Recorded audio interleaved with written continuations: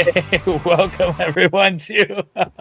I'm so distracted right now. Welcome everybody to episode 7 of Barely Interesting, and with us today is Andrew Schultz, who you might remember from today's trial if you actually watched it. We are talking about day 8 of the trial, even though it's That's episode great. 7. And Andrew, welcome. Thank you for joining us. Oh, it's my pleasure.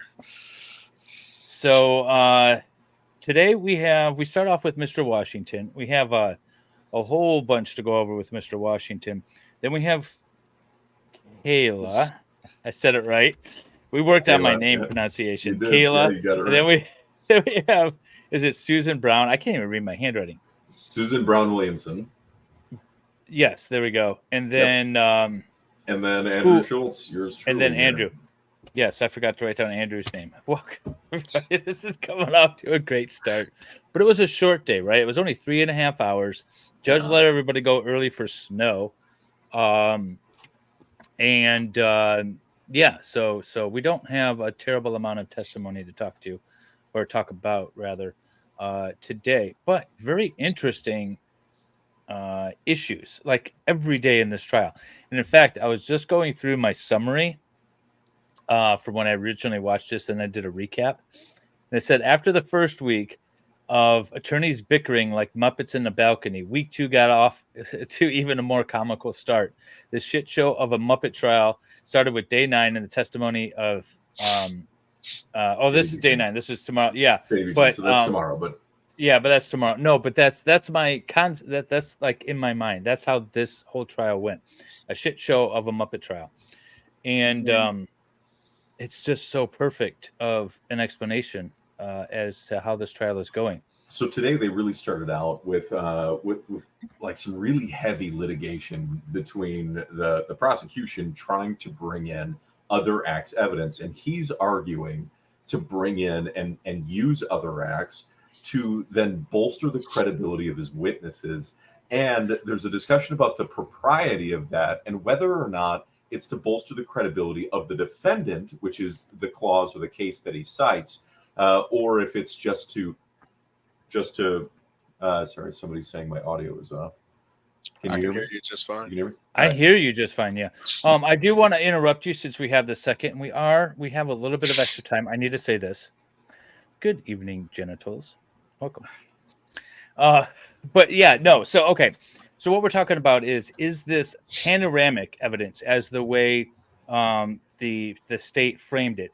Meaning, is this evidence that while it's not critical to a specific material fact, it sort of enhances the picture and gives the jury a complete idea of what's going on?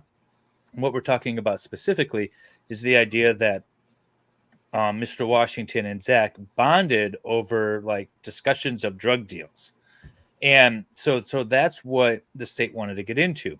And the defense rightfully objected and said, no, that's other acts evidence. We heard a little bit about it at the end of day 7, and it carried on the morning of day 8. Again, the state was being disingenuous, for lack of a better term, on that very issue. Intentionally misleading, I would argue. And I understand that a lawyer's job is to try and poke holes in the law, to try and challenge each other to be able to win their argument. However, this is intentionally dishonest, and it's completely misleading for the sake of trying to bring in highly prejudicial information into the trial. And that leads back full circle to episode 1, where we talked about Gravely doing things, in my opinion, as a bad man. Malicious intent. He was doing it in a harmful way and intentionally harmful, just so he could get a wrongful conviction, not because it was justified by the evidence. And that is the difference that we're talking about. Oh, Jung's saying it's like you're in a tunnel. Maybe your mic's not turned on. I don't know. You seem fine to me. My mic is okay to everybody else. I can hear you loud and clear. I mean, I can hear you. You do sound a little off, but that's okay. Anyways, yeah. So the judge originally denies it. Says, no, you can't talk about it. It's other acts evidence. Now go on with your testimony. And, you know, the judge pointed out, like, people in jail cells could bond over talking about baseball and girls, right? You know, you don't need to talk about the drug stuff in order to say that they bonded. And so, but they kind of we're debating in chat. I want you guys to respond here. Were they able to still question about it? Because I don't think it happened. Solomon thinks they might have snuck it in a little bit. I just rewatched it today, but I didn't hear it. So anyway, so that's our debate about whether or not they were actually snuck in a question, because they're sneaky. These little state prosecutors. But the second half of that, when he was denied, instead of accepting the denial, Gravely continues to push, and he says, "But Judge, I have these very important questions to ask, and I don't want to go into it further than this. But would you at least permit me to inquire about marijuana?" And so then the judge allows him to do that. So on one hand, he says, no, it's not, it's other acts. You're not allowed to go into that line of questioning, but then grants him permission to mention it anyway to the jury, which is prejudicial. And the argument that the defense made earlier in the trial was that they weren't able to voir dire the jury over marijuana at all, because it's other acts. It has nothing to do with this case, and it should not be allowed in. It's prejudicial, and it doesn't actually benefit anyone other than the state trying to smear the defendant, which is not in the scope of what bringing other acts into evidence is qualified under. Right, exactly. Then Mr. Washington goes into the whole scenario of die, motherfucker. Right. Which it was so comical. Gravely mouths it along with them. Andrew, did you see that on any of the social media? I saw the mouthing along with it part when I went back and watched it. Andrew, have you had a sleepover with Zach? Do you know if he talks? Has Anderson talks about? So the night I spent at his house, I passed out well before everybody else. I was on my own thing that night, but well, hopefully you didn't wake up with like a mustache drawn on you or something. I did. You already have one. Okay. Yeah. But I don't know. It just seems not believable. All of Mr. Washington's testimony is not believable. I love what's his nickname? His street name, gang name? Munch. Yeah. When that came out, I don't know how his street name is relevant. And the defense says it's in the plea agreement, and the judge is like, yeah, it's in the plea agreement. It's just, you can identify his nickname as Munch. That was funny. I like that. But again, D.A. Gravely has a hard time with just fundamental concepts of trial work. And that leads us to our today's episode of... Was there a discussion at some point where the defendant said to you, is it that obvious? Yes, he did. And so when did that come up? Objection leading. The very definition of leading. Rephrase your question. When, if ever, did the defendant say to you, is it that obvious? Objection. The exact same question. That's taught in some law schools that's not a leading question. Others, like the one I attended, say it is. So it's not firmly settled, but I do think in the final analysis, it tends to suggest an answer, so the objection is sustained.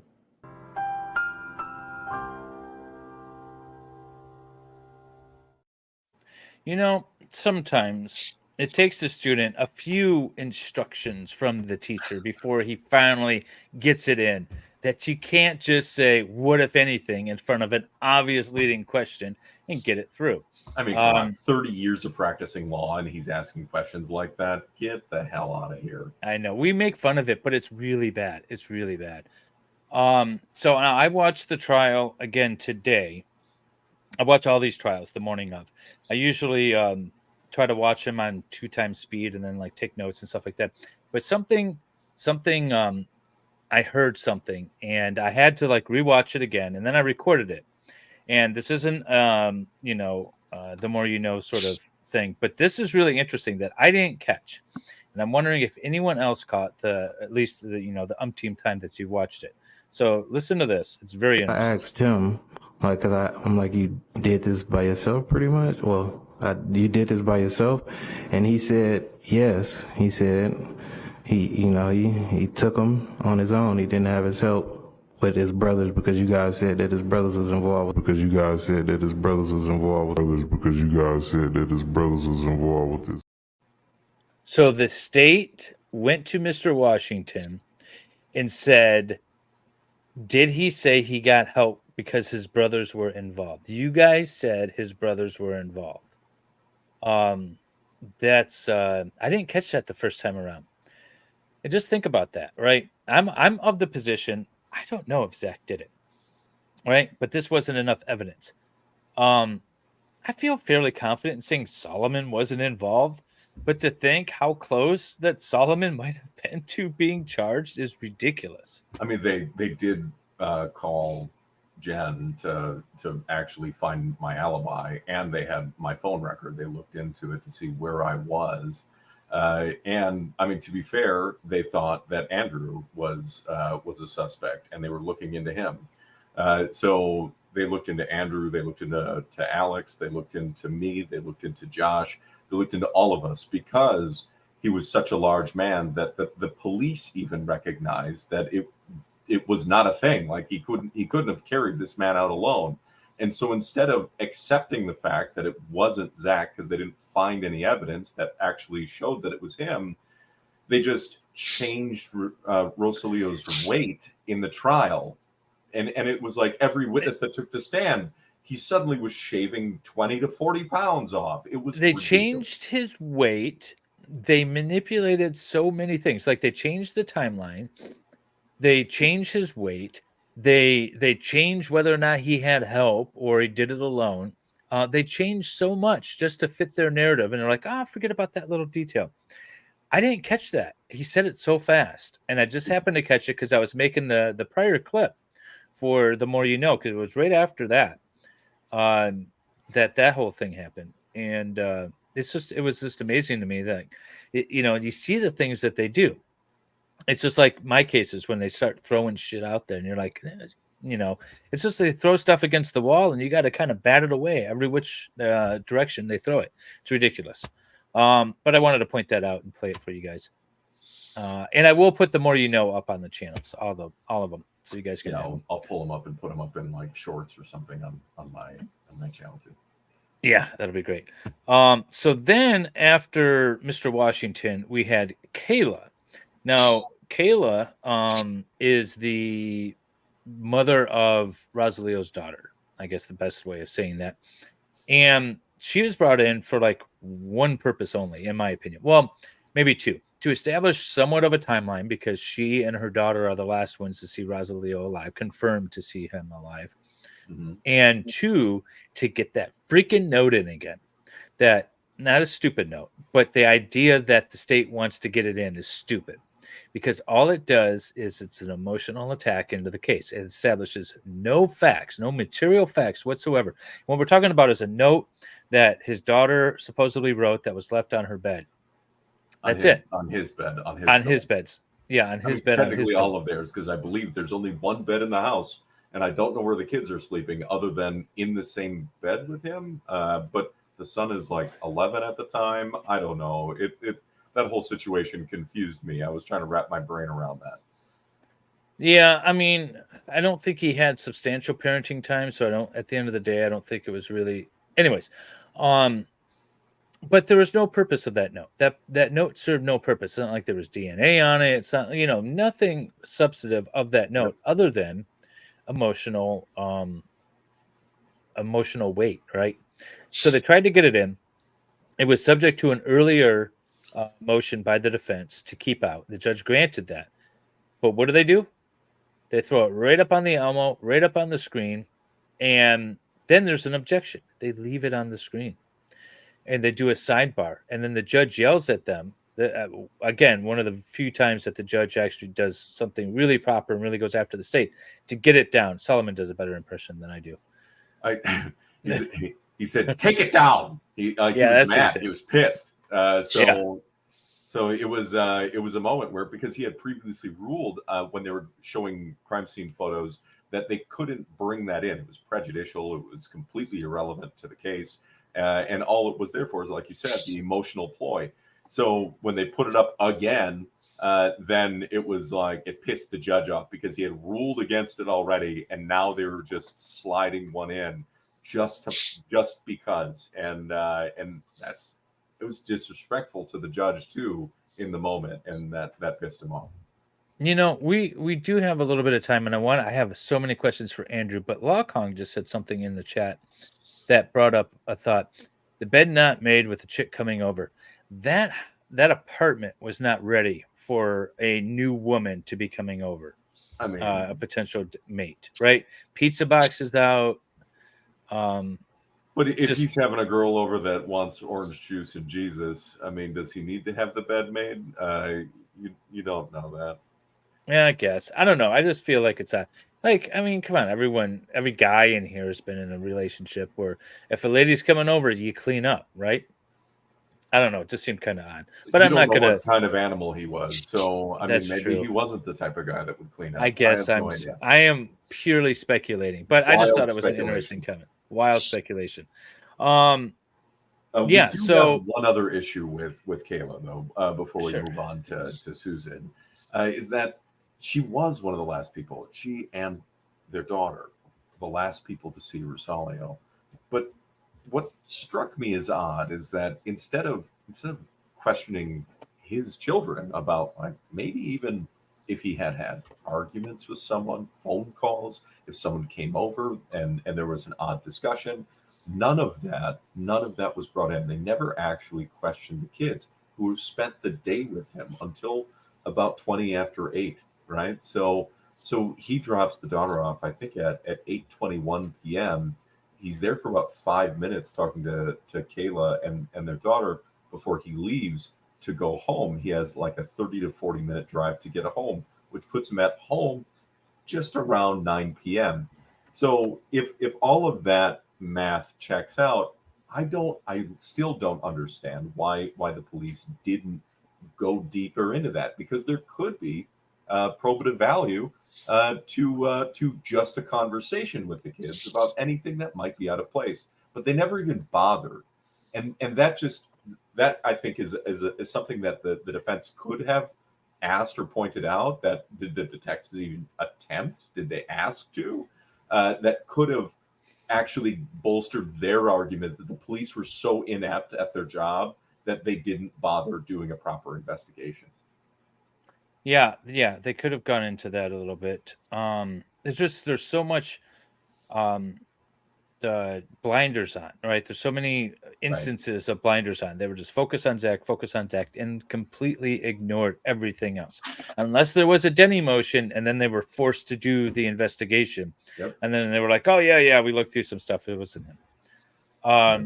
You know, we saw a video without a timestamp, so obviously he was there at the house. You know, things like that. That's what they did. Next, we come to like superstar witness. She's a superstar witness. I mean, she was great for at least for the defense. Yeah, for the defense. That's what I mean. I don't know why the state called her. I honestly don't. I was trying to think of what like probative value would have helped the state. I think that they were trying to get in the idea that Zach was primarily driving the van, because that was part of the line that they were trying to push, is that, I mean, he wasn't even driving the Audi. He was driving the van everywhere that he went. And that was part of the narrative that they were trying to spin, is that this van had to be the thing because he drove this van all the time, like it was his primary driver. But that's also not the case. Now, this woman, she ended up turning and becoming a fairly hostile witness, specifically because, and you can tell Nicole is surprised, but she testifies that the back of the van, this is before the unaliving, was already gutted. Remember, the state's argument is that Zach took the back seats out, but the carpet was there, and he got rid of the carpet to hide the evidence, the blood and the DNA of Rosalia. And it came out in this woman's testimony that the carpet and the seats were already gone. And that also, it leads into something that we'll talk about on Friday. But so there's some contradicting testimony regarding what's going on with these seats and that carpet. This woman has no dog in this fight, right? She's just, hey, I hired him to do some work. Maybe they were friends, whatever. But she's just up there telling it like it is. Her testimony is going to be refuted by somebody else who may or may not have been more heavily coached. That's all I'm going to say about that at the moment. But what I thought was really strange, like you said, a hostile witness, and what's odd is that she was the state's witness. The state brought her on, and then immediately, like halfway through the questioning, had to turn her into a hostile witness and try and impeach her credibility when he brought her in to then bolster his argument in the first place. And that change, it was interesting as a layperson to watch as the prosecutor was obviously panicking and trying to salvage what he was doing in the moment. It was a big deal. No, it really was. Sorry, I thought I turned it so that wouldn't pop up when I was. Anyways, yeah. So, and Gravely obviously didn't expect that either. Gravely, and he just sort of like quickly shuffled past. And again, so on cross-examination, we explored the van and that situation, but we also explored the walking around the house. No evidence of anything is ever discovered. But do you recall the exchange when he then doubles down and he's like, but didn't you tell me on the phone when we talked the other day? And he like tries to walk it back where he's like, but you told me something different. And he drinks his water. And she said, no, I told you that the seats were missing, that it was gutted. Or I think then she says that I told you that it was gutted, or that everything was out. But I mean, I saw the van personally that Friday, the Friday before that all this happened, but it was so full of debris that I couldn't see the carpeting below, and I didn't look that closely. So, because I was there, they started unloading the back of the van, and I left before they were done. Andrew stayed and hung out for the rest of the day, and Zach skipped D&D that night, and I was annoyed with him for doing that because he told me that he would see me in like 2 hours. Well, it's interesting that you talk about didn't you tell me over the phone? Because that's the exact spot that I'm bringing up our boy Andrew here. Just wanted to play this little clip from your testimony.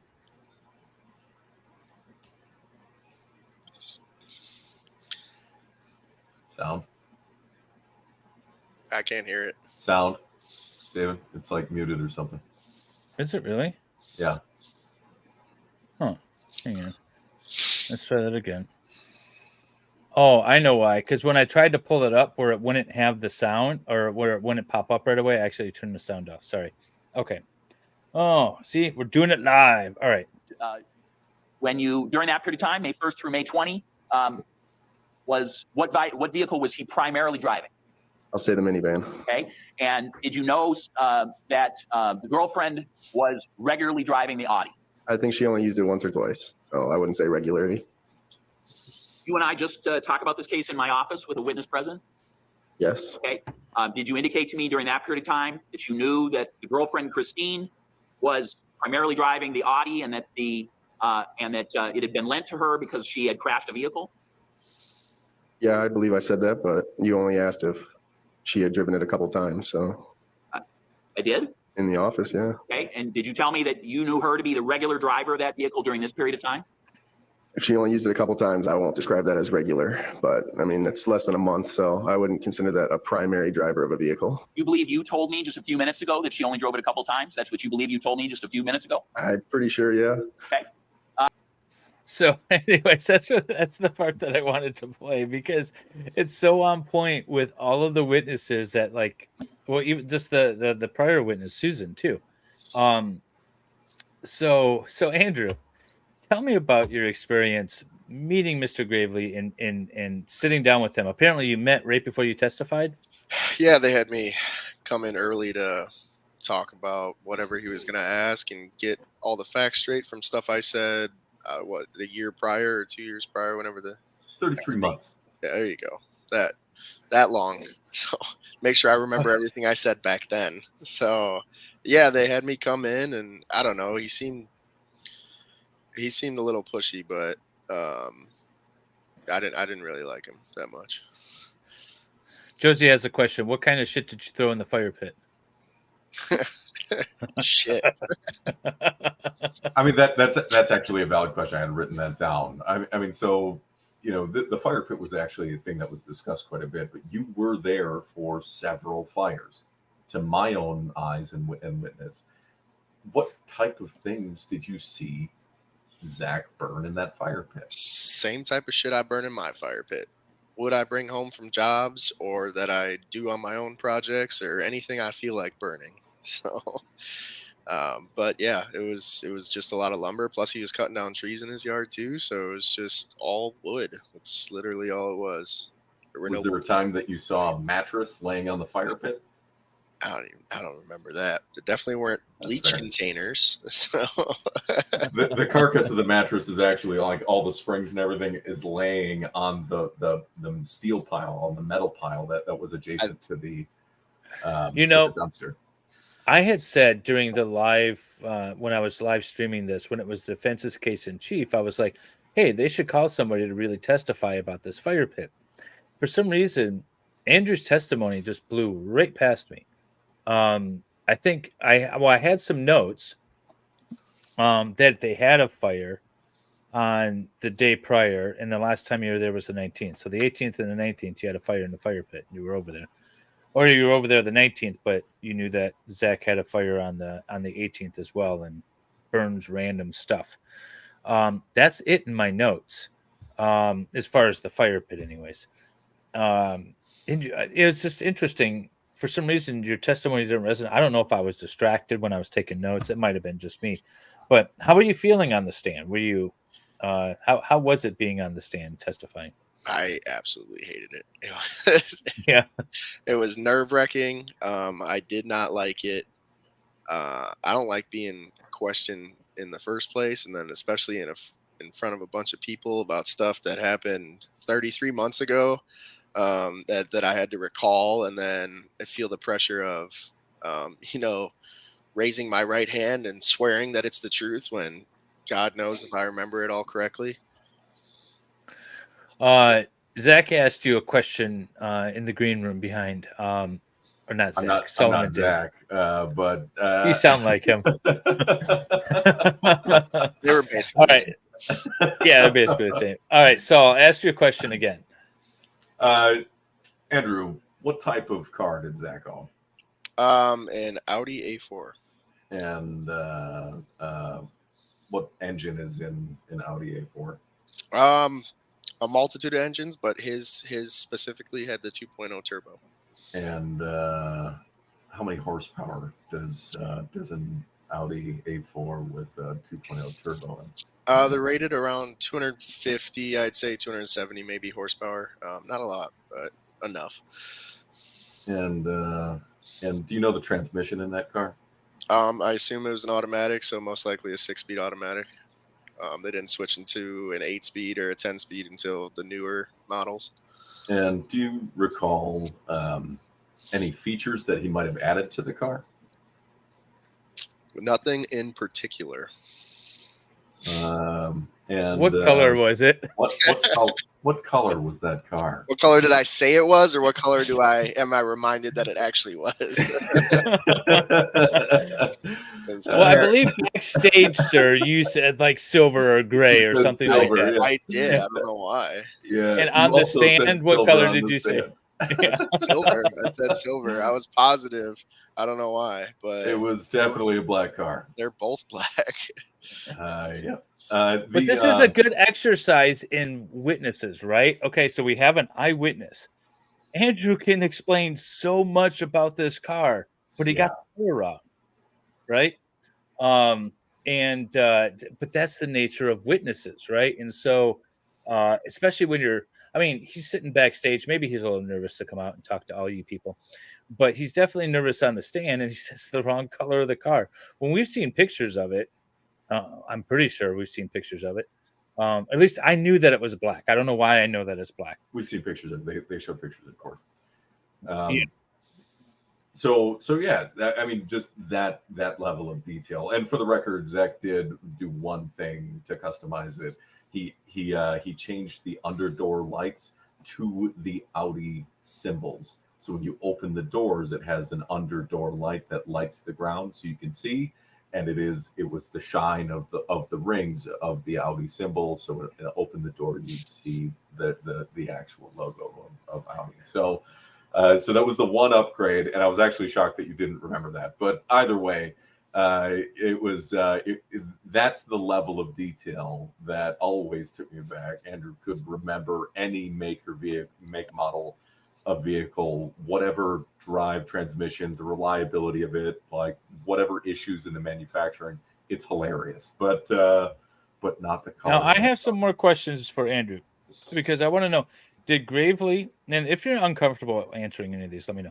Did Gravely try to convince you to testify any particular way? I mean, besides what we just saw, like on the, when you were on the stand, he was really adamant about me getting to say stuff that would definitely not help Zach's case. So, okay. It really felt like he was. I mean, obviously he's prosecutor, right? But it definitely felt like he was trying to lead me in the direction of saying stuff that would be in his benefit and not probably how I would say it. Was he trying to tell you what language to use when answering questions? No, surprisingly, I feel like I probably could have used some help on how to talk in a courtroom, but he didn't necessarily do that. It was just the way he was asking questions made it feel like there was only one way I could have answered them, and it wasn't the way I would have answered them. So, now, were you able to meet, or did you meet with the defense team at all before your testimony? No, I didn't get to meet with them at all. It was just him and whatever lady was in the office, the witness. So, Heather, the victim witness coordinator? Probably. Okay. And then, so there seemed to be some back and forth, and he said, "You recall telling me that she drove the car regularly." Did you ever use the word regularly when you were meeting with him? Like I'm 99% sure I told him that she only drove it a couple of times, and I definitely wouldn't call that regularly. So, okay. I mean, like, I own 4 vehicles myself. I definitely drive one of them regularly. I drive the other ones a couple of times in a month or two span. So The lesbian camp counselor, assistant district attorney, was that the one who was with you? No. So there's always a victim's rights advocate. Well, there's supposed to be a victim's rights advocate or a witness rights advocate, or someone that's separate from the prosecutor's office that sits down. That's a potential witness if you need to call them to impeach testimony and things like that. So that's who we're talking about. What does Gravely smell like? Jung wants to know. Tell me peaches. I feel like he smells like peaches. I wasn't sitting that close to him, unfortunately. I shook his hand. I don't recall the smell of peaches, but I don't think that's a thing. It smells like bananas. No. So, have you watched the trial since, or have you watched any of it? I guess because I doubt you would have watched it live. You probably weren't supposed to. On my phone, sitting in the witness chair. No. Well, I mean, we know some people that did that while the trial was going on. I watched it the next morning when I was making breakfast, just to see how absolutely ridiculous I looked and sounded on the stand. And then I watched it maybe one more time before Saul put it up this morning in our chat so I could rehearse what I was talking about back then. No, you sounded like a fool. You didn't like the way you sound. Is it just because you don't like seeing yourself on video? Like a lot of people don't like their voice. It's not even that. I feel comfortable right now, and I play games with my friends online. I don't necessarily hate my voice. I think I sound like a complete stoner when I'm just hearing my voice in an audio. But and my get up doesn't help right now. But I just got home from work like 20 minutes before we started, so I just threw on something that was clean, and here we are. No, I was really nervous up there. I didn't know what to wear. I didn't know what to say, how to say it. What were you wearing? Are you wearing a? Is that a hoodie? What are you wearing? It's like a stretchy hoodie that I play golf in, and then I was wearing golf pants. I don't have dress clothes. Sunday's finest, right? I'm not lucky I didn't show up in a red polo. With a toothpick in your mouth like you are right now. Apparently, that's just blasphemy in a courtroom. Well, and then you swore, and the judge gave you a... Wait, when did you swear? I said shit on the stand when they asked me. Oh, you did. That's right. He was burning. I was like, sticks, shit. I don't know. That's right. That's right. I'm a regular guy. It's just what I'm going to say. I don't know what to tell you. I'm not courtroom manner material. But no, I watched it specifically again this morning so I could see the part where they have the camera on Zach's face when I walk in because he smiles when he sees me. Yeah. And then when they asked me to describe what he's wearing, I knew they were going to ask me that. So I had it in my head to say that good-looking guy over there with the really nice suit on, but I left out the good-looking part because I was just beyond nervous, and I just spat out a couple words. But I did say a nice suit with the blue tie or whatever. I can't remember where. Do you remember? Well, here, let's find out. Let's watch it again. He did smile. Is that person here in the courtroom today? He is. For purposes of the record, could you point out that person, indicate what that person's wearing today? Nice suit over there, the blue one with the tie.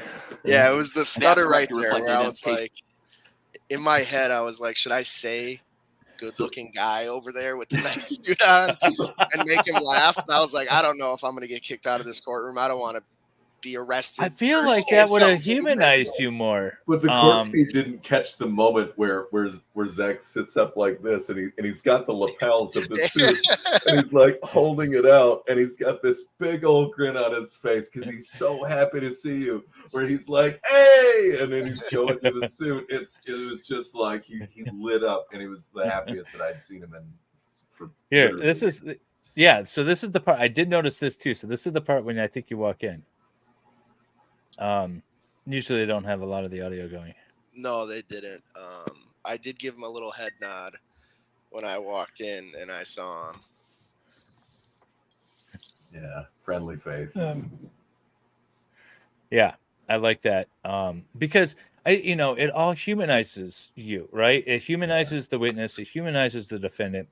And this is, it's a popularity contest. I say it's a song and dance show.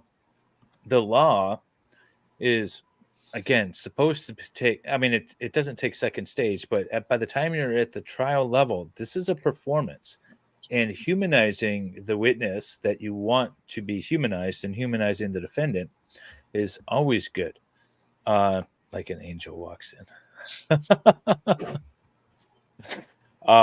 No, but that was very cool to watch again. It was. That was part of the reason why I watched it again this morning, just to see the look on his face. The chat just went crazy with that. Aw. Yeah. They really liked that. Because it was a good moment again. If you had said that handsome looking dude over there in that nice suit, and he had got a chuckle out of it, that I think that, couldn't have hurt, right? At this point. See, I didn't know that if you were supposed to joke around. This was a very serious matter to me. Like, I've never been subpoenaed for anything before to where if I didn't show up, they would come arrest me. So yeah, no, and I agree. Yeah, you're not in there for all of this. You see these attorneys arguing with each other, but then they're also laughing about things. Or, the judge is sustaining a leading objection on cross-examination. Like, oh wait, no, you can lead your cross-examining, and everyone gets a chuckle. So there is some lightheartedness to it, but if you're not in the courtroom, you don't really see that much, and you think everything's got to be serious and stern. So, but I saw you trying to, like, you were thinking about it. You paused really for a wanted second. to. I did, and I regret not saying it, but I got a little something out, and he still smiled at it. So There you go. There was a couple of moments in between questions where you were really fixated on the ceiling, unlike any other witness that took the stand. Do you care to expand on why? Well, you know, the type of work I was in at the time and still do is carpentry, and the ceiling was half ripped apart. I could see the wires over the ceiling tiles. I had no idea what they were doing. If this was such a serious murder trial, why was it held in this half-ass built courtroom that wasn't even fully put together? But yeah, and then in between questions when they were talking amongst themselves, I mean, I was so distracted and nervous. I was just looking all over the place. I think at one point I even looked behind myself You to did. see what was back there. Did you really? I could see you laughing in the seats I could see you laughing over there, and even Zach was smiling because God, I looked ridiculous up there.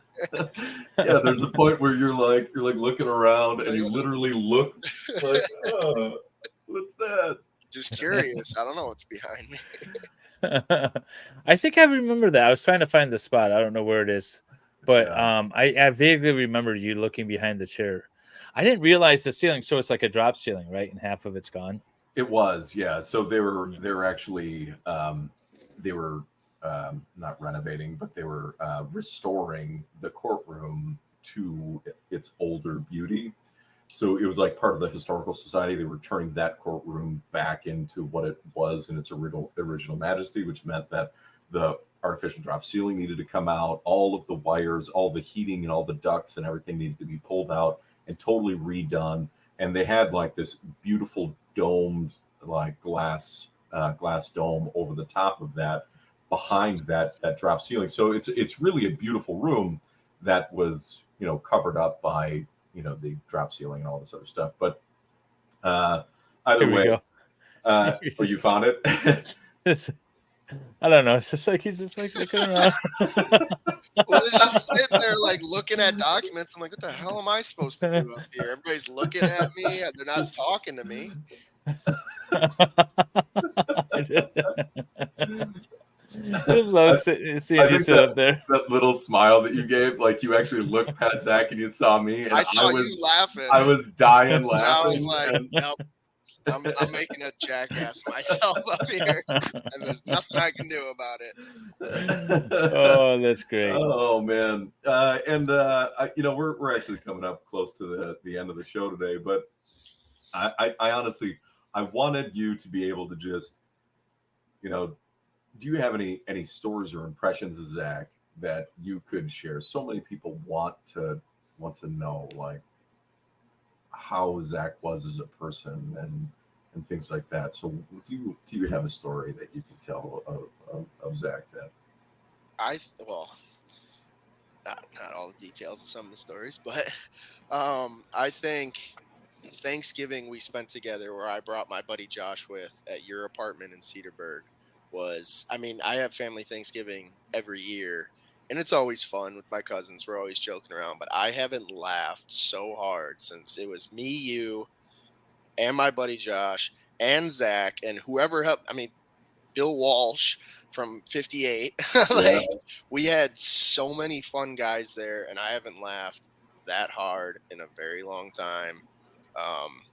That was an absolute fun night. I mean, just the energy back and forth, his comedic timing when it comes to telling jokes, and just the warm person he was a very good energy to be around. And that's why I hung out at his place, and we had just as much fun. I still remember the one line he said when we were having a bonfire and there were a bunch of people around. But I won't share that. But Candace offered him a Coke. Yeah, she said, thought he'd be thirsty.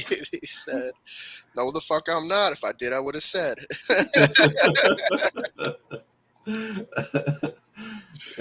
So his Zach's, like, one of Zach's closest friend had offered him a Coca-Cola, like a Coke, and he said no, and then she was like, have this Coke. And he said, and then he was like, you're thirsty, I could tell, or whatever. And he was like, no, the fuck, I'm not. If I wanted it, I would have said. If I did, I would have said. So it was just like, it was just a moment that struck the chord, and like we quoted it for like a year or two after that. Oh yeah. Nice. I remember the first time he showed up to help us on a job site. We were tearing out part of a closet for some lady, and he showed up wearing flip-flops, and there's wood all over the place with nails. I was like, what the hell is this guy doing? Yeah. I hear he wore flip-flops everywhere. Just about. Yeah. Yep. 99% of the time. He spent like 13 years working for the phone company, and he had to wear boots when he was working for the phone company. So every other opportunity that he had, he wore flip-flops. I understand that. Well, I do slides. I don't like the flip-flops, but they're really comfortable. Yep. You could just get away with them all winter long. I prefer my tennis shoes and boots. I don't like exposed. I've stepped on too many nails and hit my toes on too many sharp things to not prefer closed-toed shoes. So socks are a prison, is what Jung says. Well, thank you, Andrew, very much for being with us today and talking about Zach, talking about your time on the stand. Unfortunately, we are out of time for today, but we are still doing this nightly, every night at 10 p.m., Monday through Friday, anyways.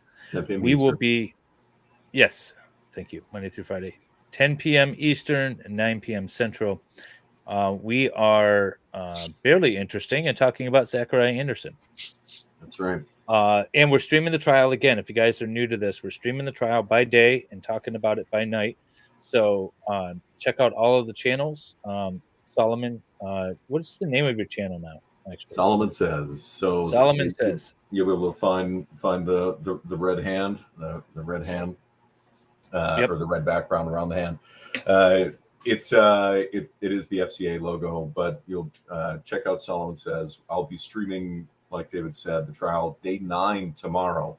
Day 9's a big day. Sadie Beecham takes a stand tomorrow, so we'll have the one witness, the linchpin to this whole nightmare mess of a Muppet Show trial, that the one that created this hot mess, the voice of her haunting us. So I'm gonna hopefully be able to bring in a few pieces of the discovery and conversations, and we'll do that the next couple of days as well. So don't miss the next couple of nights of Barely Interesting, and don't miss refreshing your memory in the trial tomorrow. Yes, definitely. Thanks again, everyone, for joining us in the chat. Thanks, Andrew, again, and until tomorrow.